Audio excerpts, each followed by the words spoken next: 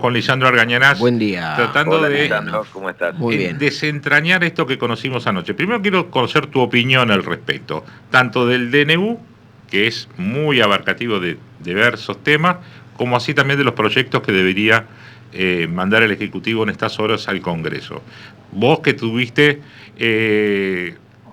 este tema de ser integrante, presidente de la Comisión de DNU en el Congreso, ¿qué opinás? Bueno, a ver, bueno, es un mega decreto. Lo primero que tenemos que decir que es un mega decreto que delinea prácticamente, digamos, las ideas, fuerzas del plan de gobierno del presidente Milei en sus primeras horas. El inconveniente que tiene el decreto tal cual fue dictado es que contiene muchas materias que pueden ser atacadas por inconstitucionales. ¿Cuál es el problema del decreto para diferenciarla con una ley? El decreto de necesidad y urgencia es un decreto que cuando lo emite el presidente, lo dicta el presidente tiene 10 días hábiles, ojo, hábiles, para remitir a la Comisión Bicameral de Trámite Legislativo, que la integran 8 diputados y 8 senadores, y analizan el DNU. Esta comisión todavía no está constituida, se tiene que constituir. A partir de la constitución, lo que hace la comisión es, se acepta o se rechaza el decreto. ¿Qué significa esto, Diego? No es como una ley que hay una aprobación parcial. Yo no puedo decir, apruebo parcialmente el decreto en materia de regulación económica y estoy a favor, por darte tiro nombres de regulación, terminar con la ley de alquileres, libre contratación para esto, y corresponde que en materia laboral, en materia tributaria, etcétera, etcétera, sea el ámbito parlamentario que se discuta por una ley. Eso no se puede. El DNU es un paquete cerrado. ¿Lo aceptás o lo rechazás? Sí. Ahora, la cuestión más importante, este decreto que ya fue dictado ya entró en vigencia. Claro, porque ya fue publicado. Sí, ya está. No, claro, pero desde que se publica, ¿por qué entra en vigencia? Porque desde la reforma de la ley 26.160, esa es la ley que justamente tiene bajo su paraguas el mecanismo del funcionamiento de aceptación y rechazo del decreto, la señora Cristina Fernández de Kirchner, cuando fue senadora, modifica la ley y establece el criterio que un decreto, mientras sea votada por una de las cámaras, tiene validez. Antes, como los decretos de necesidad y urgencia son materias excepcionales, para que sean válidos tenían que ser aprobadas tanto por la Cámara de Diputados como por la Cámara de Senadores. ¿Hoy qué significa? Vos juntás 37 senadores, por darte un ejemplo, con el bloqueo de 37 senadores, este decreto surte efectos. ¿Cuál es el inconveniente que yo veo? Que no es un inconveniente menor. Como abarca distintas materias, muchas, y ya se han expedido constitucionalistas, pueden ser atacadas por inconstitucionales. ¿Cómo cuáles, por ejemplo? Por ejemplo, todo lo que roza y lo que tiene que ver con desregulaciones en materia de obras sociales, de medicina prepaga, de libertades de contratación, que algunas de las partes se pueden sentir afectadas. Por ejemplo, la ley de abastecimiento, que yo estoy de acuerdo que tiene que caer en desuso porque no va, porque hay materias que tranquilamente pueden ser legisladas por el ámbito parlamentario. Y yo esto lo digo, y lo digo con la objetividad de que, por lo menos nosotros desde el partido, del Comité Nacional, o sea, el radicalismo, nosotros estamos dispuestos, y el presidente tiene la oportunidad en este receso de convocar a extraordinarias, inclusive de remitir proyectos de ley para su tratamiento. Y juntar los números, como se ha hecho, por ejemplo, en el Senado. A vos te consta que tienen las autoridades y la mayoría con una derrota del kirchnerismo. Pero así no. Me parece que es un mega decreto que contiene... A ver, no te olvides que enunció 30 puntos de las 300 reformas. Sí. 30 puntos de las 300 reformas. Entonces, una cosa es decir, bueno... desregulo las trabas del Estado para poder estatizar o privatizar. Bueno, eso también requiere de otro capítulo. Toda estatización, toda privatización en su oportunidad también se la discutió en el Congreso. Hay un montón de parámetros legislativos que después de los 90 fueron modificadas para que el Congreso recupere su propia potestad.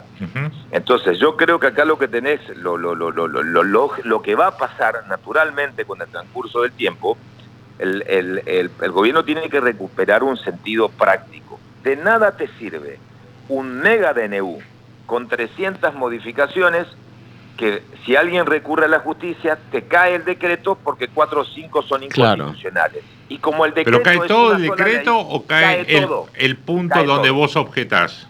Cae todo el decreto. Ese es el problema de los decretos de necesidad y urgencia. Por eso son herramientas, se legisla a través del Congreso, pero el Poder Ejecutivo, el presidente, para que se entienda, también tiene facultades legislativas. Una de ellas es, en situaciones excepcionales y de emergencia, decreto de necesidad y urgencia. Ladenov, pero sí. Le consulto, ¿hubiese sido más inteligente por parte de Nación que, como está compuesto por tantos ítems distintos, que cada ítem sea un DNU, cosa de que no corra riesgo caer todo justamente por 1, 2 o 3 aspectos que generen conflicto constitucional? Sí, esa es una visión, pero la otra es, vos tenés aspectos de regulación económica que todos podemos coincidir. Por eso. Que todos podemos coincidir que toda la materia de regulación económica podía ir por DNU. Pero claro. ¿Cuál es la ventaja? Por ejemplo, la legislación laboral, las modificaciones en materia laboral. ¿Te conviene una ley? ¿Por qué una ley? Porque el decreto, si es rechazado, vos lo aceptás o lo rechazás. Entonces, si rechazan ambas cámaras, cayó sin efecto. Si yo envío un proyecto de ley, el proyecto de ley sí puede ser modificado. Sí. Ahí hay aportes.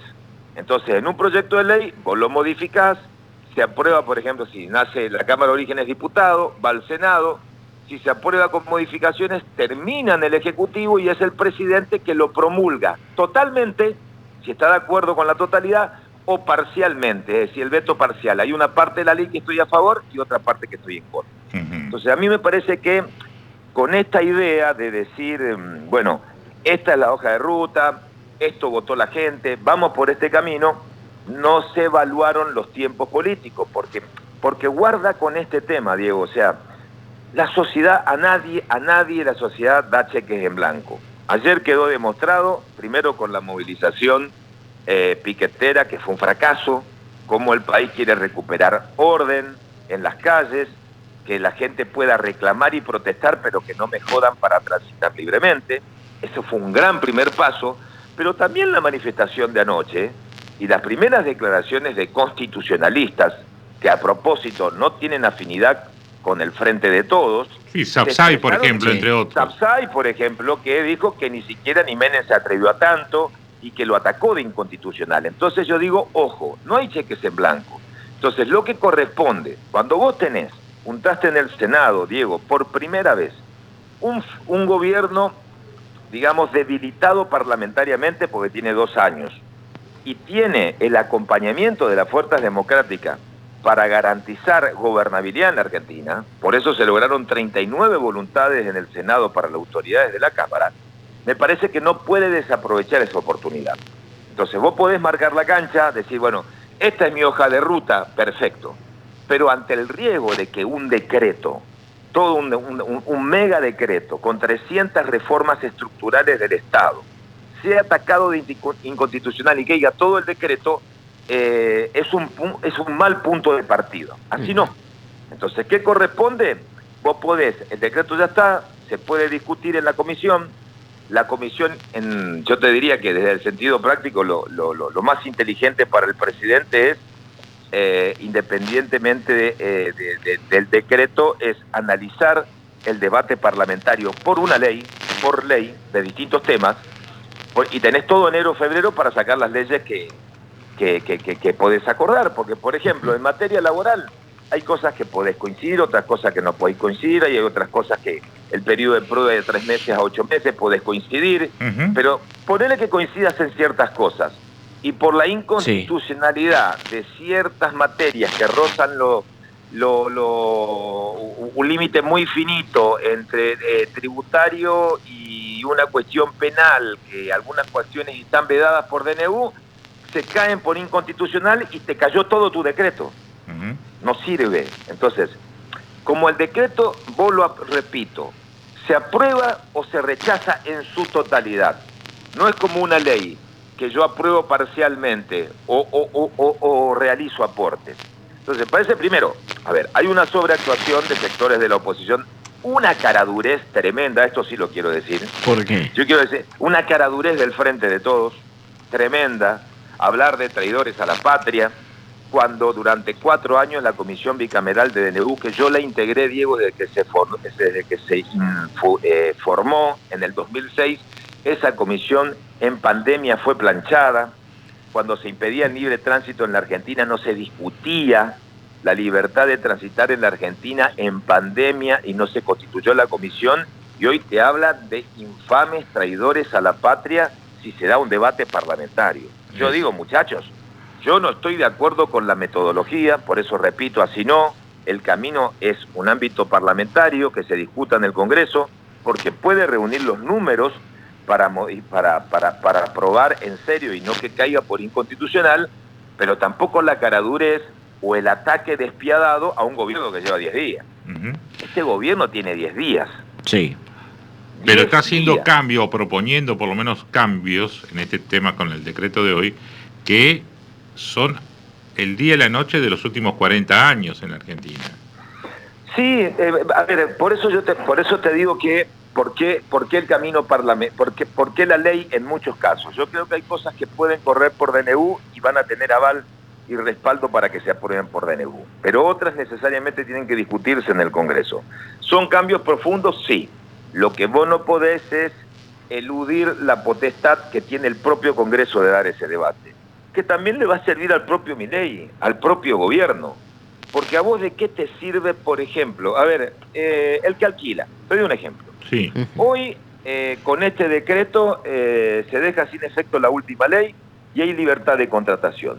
Pero ¿de qué te sirve a vos un decreto cuando vos celebres un contrato en 20 o 30 días, que mañana celebrás un contrato bajo un decreto que establece la libertad de contratación o de pactar en la moneda que sea, los compromisos contractuales, y ese decreto mañana cae por inconstitucional? Pero con la misma proporción te puedo decir, sí, puede ser aprobado como tal. O sea, es mitad y mitad la cuestión. Pero hay un problema. No, ese es el problema. No puede ser aprobado el decreto en un 50%. No, digo, no el decreto en sí, sino digo las posibilidades de que sea o aprobado o rechazado. No. Son por mitades, digamos. Sí, son por mitades. Yo te estoy dando una opinión en base a la experiencia y a las primeras declaraciones, mira, no tanto de la política, sino de los constitucionalistas. Porque vos tenés una oposición despiadada, que parece que vino de Marte, que no es responsable de nada en la Argentina. A ver, que se entienda, yo soy parte de Juntos por el Cambio. Nosotros nos expresamos claramente que no cogobernamos, pero vamos a garantizar gobernabilidad y reconocer el resultado que la sociedad votó. La sociedad votó un cambio de modelo y este gobierno tiene 10 días, pero tampoco, después del desastre del peor gobierno que recuerde la democracia del 83 a la fecha, poner palos de la rueda del arranque. Que se entienda lo que quiero decir. Entonces, cuando vos contás con fuerzas políticas que están dispuestos a acompañar lo que se debe y a frenar las cosas que no correspondan, tenés que tratar de ordenar el paraguas normativo para que por un error de cálculos no se te caiga todo el DNU. Es decir, claro, cuando yo lo escucho a Sapsay o a Domínguez o a Hernández, que fue constituyente, ex candidato a vicepresidente con Angelos, que no están en picardías, y te dice, ojo que esto puede caer todo por inconstitucional, eso es un error político que no le sirve al gobierno y no le sirve a la sociedad. A lo que estamos convencidos que hay materias que hay que derogar, leyes que hay que derogar, hay prácticas que hay que dejar atrás, pero de nada te sirve meter en un combo todo si por un error de cálculos todo tu DNU se puede venir abajo cuando contiene elementos o herramientas que son importantes para transformar el país. Bien. Bueno, veremos cómo avanza esto. El decreto ya está vigente, ¿sí? Mientras tanto, seguramente a partir de su publicación empezarán algunas presentaciones, porque se espera mucho de eso, pero mientras tanto, marche preso. Está vigente, que se entienda. El decreto está vigente desde que se dicta. Y mientras no sea rechazado por ambas cámaras, tiene validez. Bien. Es decir, vamos a la otra foto, lo más importante. Si el gobierno reúne números para que el decreto se sostenga en una de las cámaras, el decreto es válido. Sí. ¿En cuál cámara cree que tiene más posibilidades de obtener? Es que el decreto es muy variado. Yo te diría que en el Senado vos tenías número de arranque con 39, pero por ejemplo, vos dejás sin efecto el régimen de promoción industrial. ¿Qué van a hacer las provincias del sur? Los de Tierra del Fuego, los de Santa Cruz. Exactamente, porque el decreto contiene un sinnúmero de materias, muchas de las cuales son para acompañar, y hay otras que por su realidad provincial no pueden acompañar. Entonces ese número de 39 ya no es 39, puede ser menor. ¿Me va siguiendo? Por eso creo que el tema es, la pregunta, Luis, y te pregunto ahora que estás fuera del Senado, digo, ¿cuándo hacemos los cambios? ¿Cuándo la Argentina entra en una etapa de, de justamente esto, de regular una economía que está hipertrabada, hiperregulada, hipercontrolada, con entes, organizaciones, comisiones, que solamente lo que hacen es trabar la vida de las empresas, de los individuos particulares, que se te mete en tu vida cotidiana, por ejemplo, con la ley de alquileres y demás? ¿Cuándo arrancamos si no es así, digamos, todo junto? Bueno, yo creo que, los cambios arrancaron. Yo te voy a dar un solo ejemplo.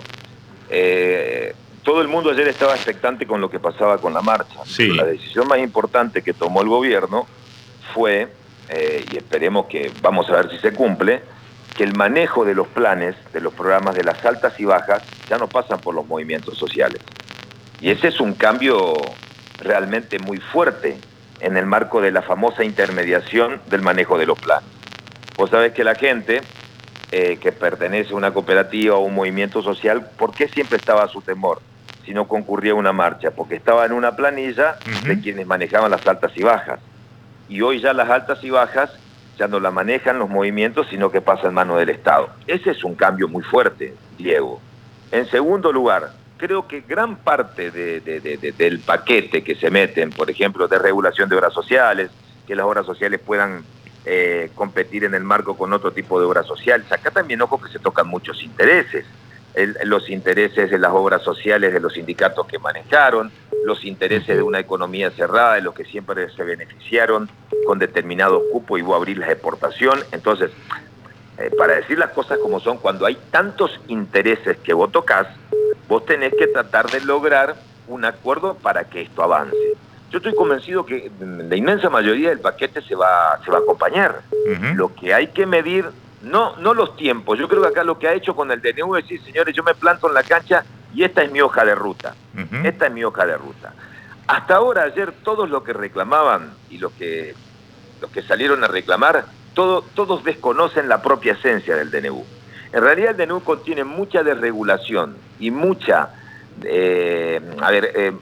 herramientas que te pueden facilitar para que una economía no solamente sea competitiva, sino beneficiar a la gente, pero que se va a ver en el mediano plazo y no en el corto. Por eso vos tenés que medir los tiempos. Entonces, si yo te digo, lo más importante es que cualquier particular pueda tener un emprendimiento, exportar, que yo me vaya y golpeo una puerta y celebro un contrato y pagamos tanto y yo tengo una piecita y te alquilo sin tantas trabas. Bueno, que lo más importante no termine siendo atacado por inconstitucional por otra norma que contiene el DNU que necesariamente tiene que discutirse por ley. Bien. Entonces, hay cosas que tienen que ir por ley y otras pueden ser por DNU. Y eso también es medir y evaluar tiempos políticos. Yo creo que seguramente se envía el DNU y acá arrancará en la etapa del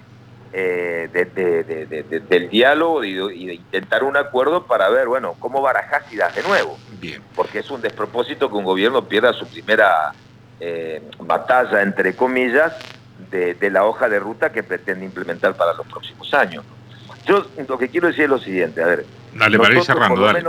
Para ir cerrando, nosotros no cogobernamos, sentido de responsabilidad para gobernar, y lo que te estoy diciendo es como aporte, porque todo el mundo quiere que al gobierno le vaya bien. Al gobierno cambie la estructura convencional de la Argentina, esa es la verdad. Gracias, Luis Nadenov. Gracias. No, gracias a vos. Ahí está, bueno, la mirada de alguien que Sí. tiene la experiencia.